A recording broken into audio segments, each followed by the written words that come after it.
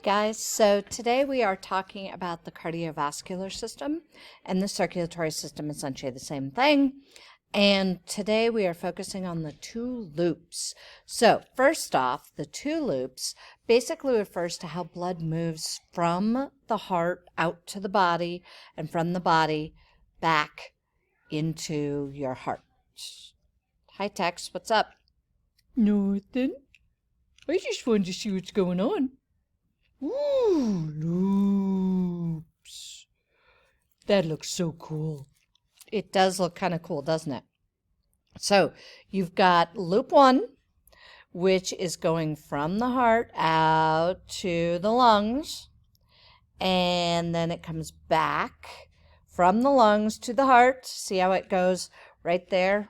Here, let me draw on here for a second. See right here where it goes to the lungs, it gets its oxygen, then it comes back. Ooh, back to the heart. And that's on the other side. You're right, it is on the other side. Good eye.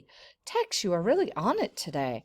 So comes back to the other side, pumps out of the heart, and then back to the body where it drops off all that oxygen again. So that's what, when we're talking about the two loops, that's what we're talking about.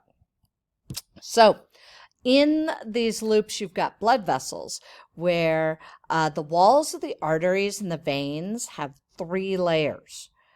Three super important layers here. Let's move that. There we go. Out of the way. So you've got the inside thin epithelial layer, the smooth muscle, and then the connective muscle. And so notice they're pretty thick because blood coming and going from the heart is going through here. Veins, the reason they're coloring in blue, do you want to guess, Tex? Are they going to the heart from the body? You are correct. From the heart to, or from the body to the heart. I think we might have said that backwards. I don't know. But they are blue because they would lack oxygen as they come back to the heart. And then they're going to go from the heart out to the lungs where they're going to get their oxygen again. So these are pretty thick. They're 3 layers thick. And those will be your veins. And then, there we go. Arteries are going the other direction. So the arteries are going from the lungs with all of their oxygen back to the heart so they can go out to the body. Again, 3 layers thick. So you got that epithelial cell, the smooth muscle, and the connective muscle. So they're nice and thick like that. Yes, because the heart has so much pressure, right? That's right, Tex. The heart has a lot of pressure, and so as it's pushing the blood through those arteries and veins, those need to be very thick. Then you've got the walls of the arteries and veins then thin out, and they get out to like fingertips and like your your eyelids and stuff like that. So spots where it's very, very thin, you get capillaries. Capillaries also carry blood. They can go either direction. So blood can be oxygenated or deoxygenated at the capillaries. And it's only 1 layer thick. They're super thin. Is that why it's easier when you get a cut on your fingers, you bleed easier from your fingers than you would from somewhere else? Well, maybe a little bit. But mostly it's just because those capillaries are super thin that the blood can get to all of the little cells, every single little one. Ooh. Yep, it's pretty interesting. All right, we'll see you later, Tex. He's wandering off.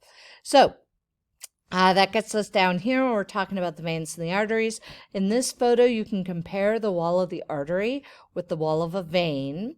So the artery wall is very thick. It's got 3 layers. The vein is still thick, but it's not nearly as thick as the artery. So remember, the artery is carrying blood away from the heart, which means that it's got to be real thick because the blood is coming out of that heart with some serious pressure behind it.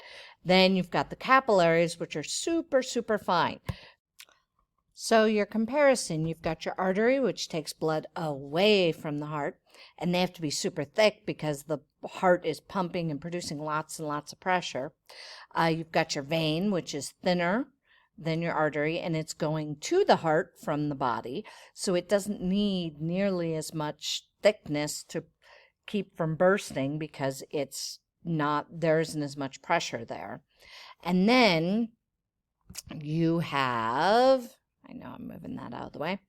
Then you've got your capillaries. The capillaries are going to be super thin because they are going to the cells. That's where the oxygenated blood is going into the cells, dropping the oxygen off, and then the deoxygenated blood is being pumped out, usually with wastes and so on attached. So those are the big parts of our two-loop system for your circulatory system.